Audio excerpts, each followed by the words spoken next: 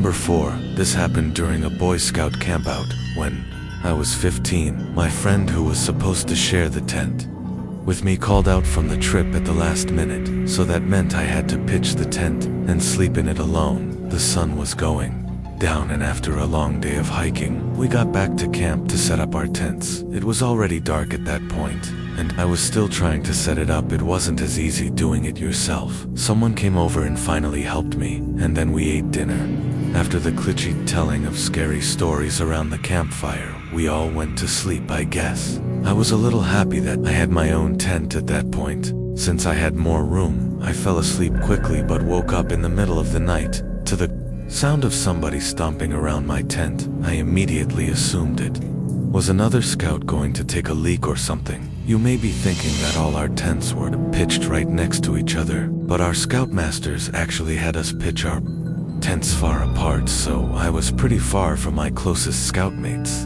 The stomping around the tent seemed to just be going around in a circle, so at that point, I was sure somebody was messing with me. I asked who it was, and in response to that they stomped off into the woods. I almost found myself going out and following them, but I figured it wasn't worth it, and just tried to fall back asleep. But after that it was hard too. Sure enough, the stomping came back and started circling the tent again. I was pissed off now, so I got up and unzipped the door to the tent. I was expecting to see another scout, but when I confronted the person making the noise, instead, I saw a grown man, probably 6'5", in his mid-30s. My heart was racing, and I couldn't even gather up the courage to scream. The man gave me a creepy smile, and then brought his finger to his lips, signaling for me to be quiet. I did a quick 180 and sprinted to my scoutney's tent.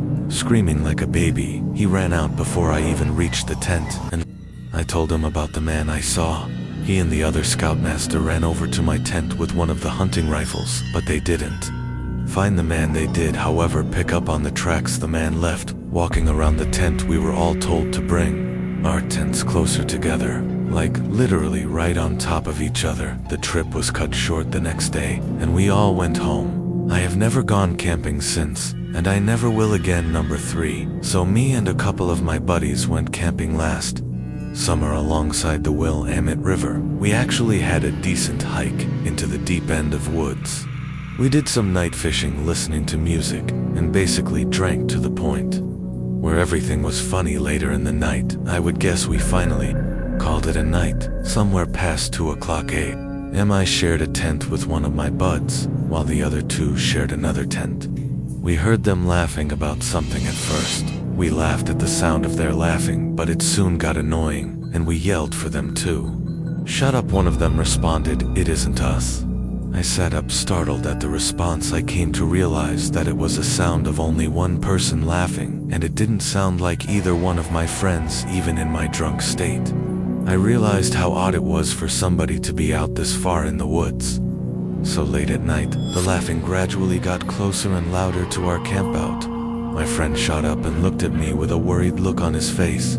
I heard my other friend scream over to us that they were getting freaked out. As the laughing got even closer, I could make it out very clearly to be the laugh of a male, probably in his 30s or 40s.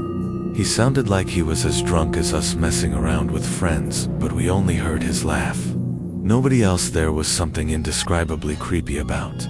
His laugh too, as if it was missing something to it. You had to be there to understand what. I mean, the laughing was now just at the edge of our campsite, but we couldn't hear any footsteps at all. Now that may not seem like a big deal.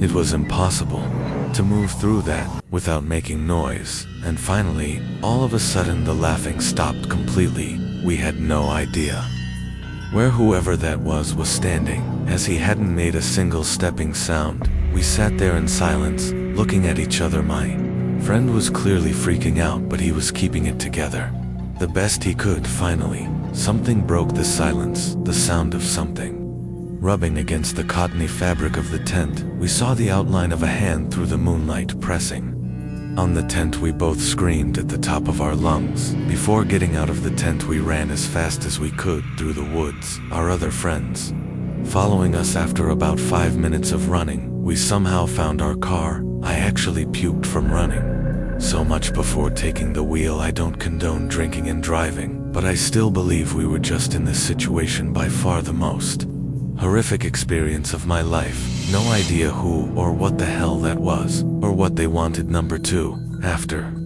college I went backpacking in the Canadian wilderness for a few weeks by myself. To put this in perspective, I was in the middle of nowhere. The nearest town was a 3-hour bus ride away, and I only saw one other person who was from a distance. He was in a canoe during the entire 7 days. I brought a few disposable cameras with me, as this was before digital cameras were too widespread. I took a lot of pictures when I got home. I had them developed and took a look at them. The pictures were standard nature shots until I got about halfway through my first camera. There were 2 pictures of me asleep in my tent in my sleeping bag. I literally freaked out when I saw it, and I had a complete breakdown. To this day, I have no idea how those pictures got taken. I haven't been camping since, and I sleep with my door open and my curtains shut, and I still get the paranoid feeling that whoever took those pictures is still watching me. Somehow, number 1, my boyfriend and I decided to go out to the gorge for some quality time camping. We had always gone with several other people, but this was the first time. It was just us 2 when we got out of our car to prep our gear for the mile hike back to the camping spot. 2 sketchy-looking dudes came out of the trailhead, eyed us, and went back onto their old school Volkswagen camper van. I had a weird feeling, but shrugged it off and proceeded back to our camping spot. I had previously camped in the same area a handful of times, and I knew it pretty well. Once we got back there, I knew of a handful of different camping spots and proceeded to check them all out for the one that would be ideal for us. I noticed what looked like someone camping further up the hill, so I picked a spot a little further down where we'd most likely be out of sight. Not out of your shot though, as I heard him yelling with someone else back over on the trail. It was starting to get dark by the time we got everything set up, so I figured I'd start looking for firewood. Suddenly this guy appears out of nowhere and asks us if we'd like any help, and offered to sell us a bundle of firewood for $10. I laughed because we were in the woods, thus surrounded by wood, which I could pick up off the ground for free. He then said that I wouldn't find much, because they'd already cleared it out over the past few weeks. I asked him how long he'd been camping up there, and he said almost a month. I already had the creeps about him, and he claimed he was up there by himself. I asked him why I heard him yelling with someone then, and that he had referred to more people when he was talking about the wood. He stammered, and was like, yeah, there's some dudes I know camping over. They're up on the other side of the river. Then he proceeds to tell us that he's been lonely since he arrived. He was from Pennsylvania, took a bus to Lexington, and had been living in the woods back behind where I currently work. I knew exactly where he was talking about because I saw some homeless people, immigrants, and drug addicts coming in and out of those woods every day. So basically, he was a homeless man who somehow got a ride out to the gorge and decided he would just live there instead. He had been living on snakes, bugs, and selling firewood for money, but he said we were the first people he'd seen in a few weeks. His stories were all over the place, and I knew he was lying about a lot of what he told us. He wasn't alone, even if he claimed to be. He even took us to his camp where there were tons of stuff for several guys, not just one. He said he liked camping up top, where he could see everything and everyone then showed up. Our campsite, he had a straight shot view by now. It was dark, and he helped us get a fire going. I was trying to politely get him on his way back up the hill, so I could have a minute to process all of this when he left. I started whispering to my boyfriend that there was no way in hell I could sleep with that lying, sketchy homeless creep right up the hill. We didn't have a gun knife, or did only. We left our new tarp set up because they would make too much noise, and he'd know we were leaving as soon as I stood up with my pack ready to get the hell out of there. He yells, "Leaving so soon?" We proceeded to get away from there as quickly as possible. The most disturbing thing, as we were getting away from there, the man yelled for us to come back. That only made us go even faster. In my mind, we were either getting robbed, raped, killed, or something, because he was not alone.